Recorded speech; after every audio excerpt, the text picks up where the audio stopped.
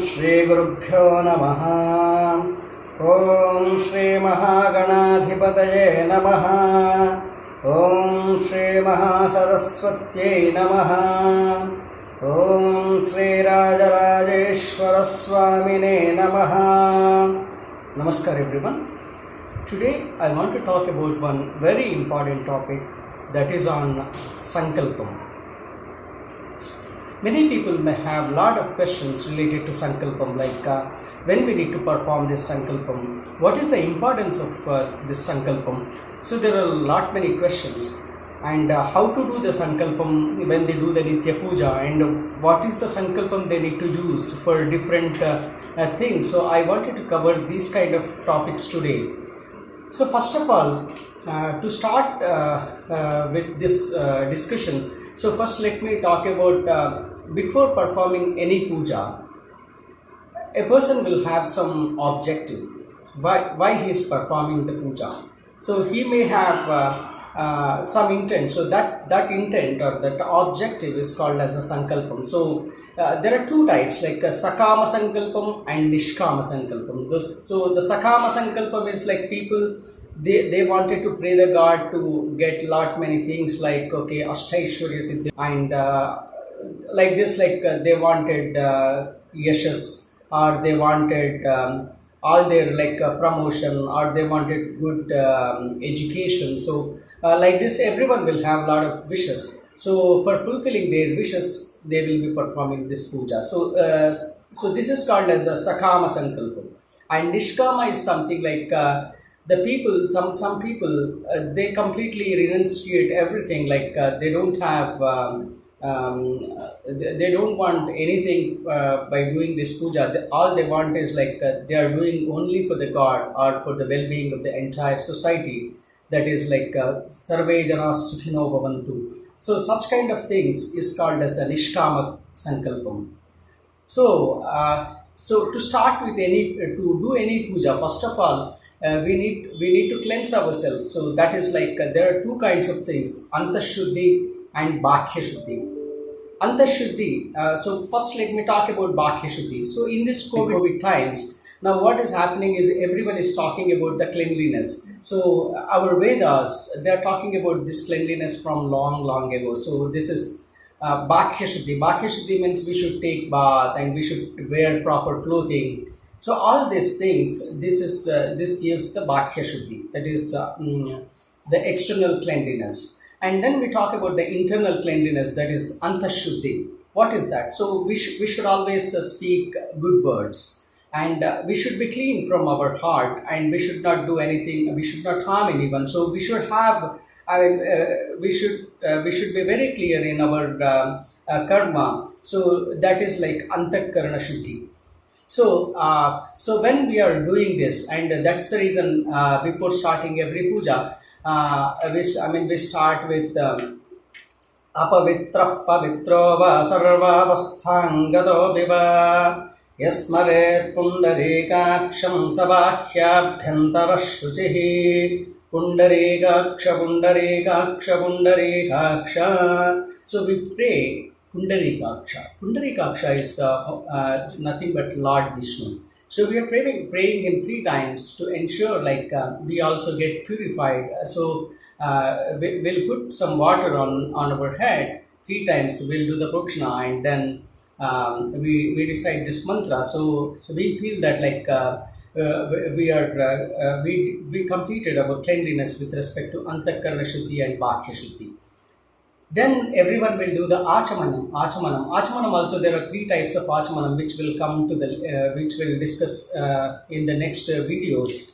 Whereas like after that there will be something called bhutocchatanam. So when we sit for a puja, there are like some positive energy and some negative energy will always be there. So some kind of obstacles. So we wanted to get rid of those obstacles. So on the right hand side, it's been said that like we will have, we will be having the God, and on the left hand side the evil forces, that is nothing but the Rakshasas. So that is where we recite one mantram, Uttishtantu bhuta pishachaha yayete bhumi bharakaha etesham avirodhena brahma karma samarabhe. So we'll take some rice, that is akshata, and we'll recite the pranava. Pranava is nothing but the omkaram, which is the first mantra, and we'll show that, and then we'll throw it onto the left hand side. So that means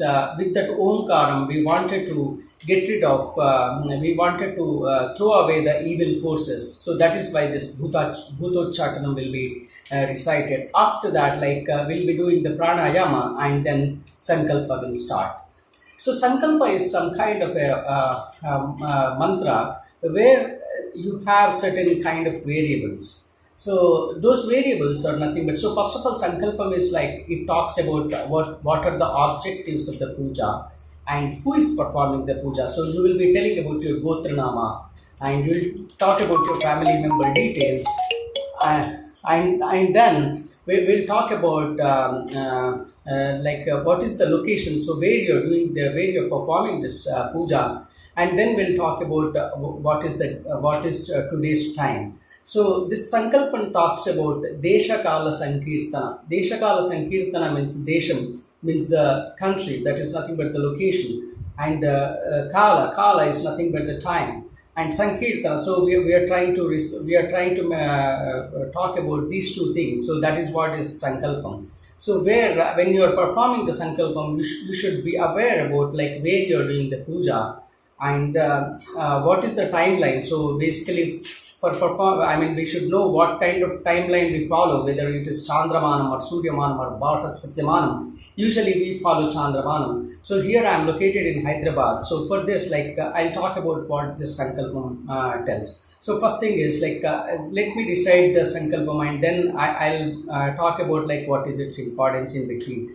Shubhabhyudaya Tanja Shubhe Shobhane Mangale Muhurte Atra Prithivyaam Jambodvipe Bharatavarše Bharatagande Meror Dakshinadigbhage Srisailasya Vayuvya Pradeshe Sri Krishna Godavaryor Madhya Pradeshe. So what does this mean? So Shubhe Shobhane Mangale Muhurte. So we assume that we are performing this puja on this auspicious occasion, where we are talking about where we are located. So Atra Prithivyaam, so that is nothing but we are on the planet Earth. Then there are a lot of islands, and out of which we are located in Jambudvipam. So that is Jambudvipam is classified into 9 different varshas, and we are located in Bharatavarsham. And then Bharatakande. Bharatakande is nothing but the Indian subcontinent. Out of Indian subcontinent, Meror Dakshinadigbhage. So we are in the southern part of India. And then we are talking about Srisailasya Vayuvya Pradeshe. So Srisailam is why we are talking about Srisailam. So Srisailam is one of the pious places. And we always take, instead of talking about the GPS, current GPS system, earlier as per our Shastras, what we used to do is we always used to refer, we used to take a reference of pious rivers, pious temples or the pilgrimage locations, and then with reference to that we will mention our direction. And these calculations used to be very accurate.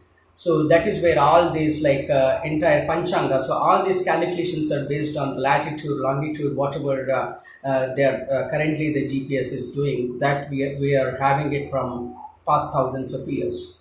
Then we are talking about Sri Krishna Godavar Srisailasya Vayuvya Pradeshe. So Srisailasya Vayuvya Pradeshe, as I told, we are in Hyderabad. So we are towards we are in between northern part and the western part. So that is northwest. So that's why northwest is called as Vayuvya Pradeshe. Then we are talking about Sri Krishna Godavaryor Madhya Pradeshe. So Sri Krishna Godavaryor Madhya Pradeshe means we are in between the Krishna and Godavari rivers. The nearest rivers are Krishna, Godavari. Similarly, for others, they may be following Kaveri, or there could be Bhagirathi. So based on the location, we follow different rivers. Similarly, the people in Tamil Nadu, they may refer to Srirangam, and people in Andhra Pradesh, they can refer to Srisailam, or they can also refer to Tirumala Kshetram. So like this, there are a lot of pious temples. So we follow or we refer to those temples.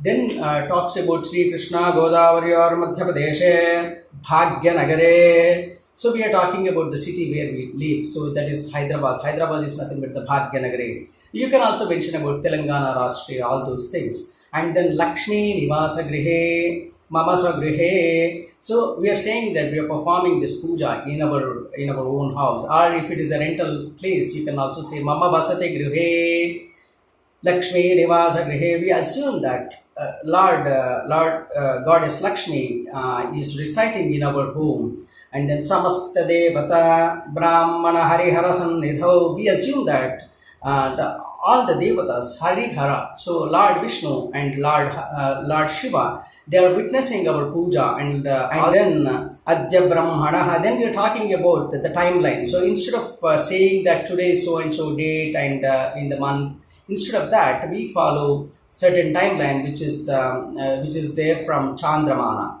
So as Chandramana is based on the moon movements. Then Adya Brahmanaha Dudeja Pararthe. So it is like second part of the afternoon of Lord Brahma. Then out of which in that second part of the afternoon there are like different kalpas. So there are Shweta Varaha Kalpe, and then we are talking about Vaivaswata Manvantare. So there are 14 kalpas out 14 Manvantaras, where Vaivaswata Manvantaram is the 7th Manvantaram. So here we are talking about Vaivaswata Manvantare, and in that Manvantaram there are different yugas. Kruta Treta Dwapara Yugam and then Kali. So Kruta Treta Dwapara Yuganim Gatanidanim. So that means they are already completed, and now we are in the Kali Yuga. And then Prathama Pade. So in every Yuga there are 4 padas. So it's divided into 4 different quadrants, and we are in the first quadrant. Then we are talking about Asmin Vartaman Prathama Pade Asmin Vartamana Vyavaharika Chandramanena Swastisri. So this year is Plavanama Samvatsram. As per the Chandramanam, there are totally 60 different years. So starting with Prabhava, there are 60 years. So this year it is like Plavanama Samvatsare. And in this year, there are every year has got 2 ayanas, Uttarayana and Dakshinayana. Uttarayana is known to be very auspicious. So the change of this ayana will happen during the Makara Sankranti, after Makara Sankranti. So this is Uttarayana and Dakshinayana. And then we talk about the Rutus. Rutu is nothing but the season. So every season will span for 2 months. So now here we are in this, recently we completed the new year, that is Ugadi. So we are in the Vasanta Rutu. So there are like 6 Rutus. And then there are totally 12 masas which are there in the calendar. So Chaitram, Vaishakam, like this we have different masas, and 2 masas, that is 2 months, will go together with a Rutu. So we are in the Chaitra Masam. Then in a Masa there are 2 Pakshas. So Shukla Paksha and Krishna Paksha. Shukla Paksha is the place like where moon keeps on improving from day 1 to day 15, and then Krishna Paksha where the moon starts diminishing from day 1 to day 15, that is Amavasya. So this is Shukla and Krishna Pakshas. Post that, we will talk about what is the Tithi. So there are totally 15 Tithis. So starting with Padhyame Vidya. So Padhyame is nothing but Prathama, Dvitiya is Vidya, Padhyame Vidya, Tadya, like this. In the Shukla Paksha, we'll have the Paurami, and in the Krishna Paksha, we'll have Amavasya. Then comes, you have Nakshatram. Shubhatito, Shubhanakshatre. Shubhanakshatre means there are totally 27 nakshatras, starting with Ashwini, Bharani, Kritika. So you should talk about what is the Nakshatram today. So Shubhatito, Shubhavasare. So next you are coming to the Varam, that is the day of the week. So starting with, so we call it Sunday, Monday. So Sunday is called as Bhanu Vasare or Ravi Vasare, which is dedicated to Lord Sun. And then similarly we have Indu Vasare for Monday, Bhauma Vasare for Tuesday, and then Saumya Vasare for Wednesday, Guru Vasare or Bhaspati Vasare for Thursday, Bhrugu Vasare for Friday, and Sthira Vasare or Manda Vasare for Saturday. So these are the names which we taught. I mean, in Sanskrit, these the days are called like this. Shubha Nakshatre, Shubha Yoge, Shubha Yoge, Shubha Garane. Shubhakarane evam. So here we already talked about all this Tithi Vara Nakshatra Yoga Karana. So this is called as the Panchangam. So if you refer to any of the newspapers or any of the TV channels, every day they give you all these details. And there is also a very famous shlokam called Tithescha Sriyamapnoti Varat Ayushyavardhanam Nakshatra Harate Papam Yoga Droga Nivaranam Karanat Karya Siddhisya Panchanga Fadanttamam. So all these, as I said, Tithivara Nakshatra Yoga Karana, they combine together and become the Panchangam. So knowing the Panchangam will have a lot of benefits. Tithescha Sriyamapnoti. So knowing the Tithi will improve our wealth. Varat Ayushyavardhanam, knowing the day of the week, it improves our health condition. Varat Ayushyavardhanam, Nakshatra, not only health, it also improves the lifespan. That's what is said to be. Varat Ayush, Nakshatra Tharade Papam. So knowing what is today's Nakshatram, that help in getting rid of our sins. Nakshatra Tharate Papam, Yoga Droga Nivaranam. So knowing the yoga, so there are different yogas as per the Panchangam. So knowing the today's yoga Droga Nivaranam, so it will remove our illness. Karanat Karya Siddhisya. So knowing the Karanam, that is, there are different Karanas, and knowing the Karanam, it will help you in completing your important activities. Karanat Karya Siddhisya Panchanga Phalamuttam. So one way, when you are doing a sankalpam for this puja, you should know about today's Tithivara Nakshatram. So that is where this plays a vital role. Post that, we will mention about Shubha Nakshatre, Shubha Yoge, Shubha Karana Evam Gunabheshana Vishisthajam, Shubha Tithau. So we assume that whatever the Tithi or Nakshatram, whatever we are doing the puja, that day is auspicious. Then you can talk about your Gotranama, and so Gotram, so mine is Bharadwaja's Gotram. So you can talk about your name, or you can also talk about your Nakshatram, your Rashi, so all these things, and you can also talk about your wife or the spouse. Then you can also talk about your children. So with this, so what you're telling to the God is, I am so and so. I am located at so and so location, and on this day I am requesting you to help me achieve all these things. So I wanted to offer these pujas. So that is what this sankalpa means. So the best thing is, like we can always say is Mama Upata Samasta Duritakshaya Dvara Sri Parameshwara Muddishya Sri Parameshwara Prityartham. So this way, what we can say is, we can pray to God that let all my past sins, let them get rid of, and I'm praying Lord Parameshwara to help me in achieving this. You can also, in this very hard situations, you can also say that Karuna Nivaranartham, Loka Kalyanartham. So for the well-being of the society, you can also pray for it. Or if you are going to perform some puja, so you can also say that I am going to perform the puja for Ganapati or Lord Lakshmi. So like this, whatever the puja you are trying to do, you can say that puja. And you can also mention something like Dharma, Artha, Kama, Moksha. So they are called as Chaturvida Purushartha.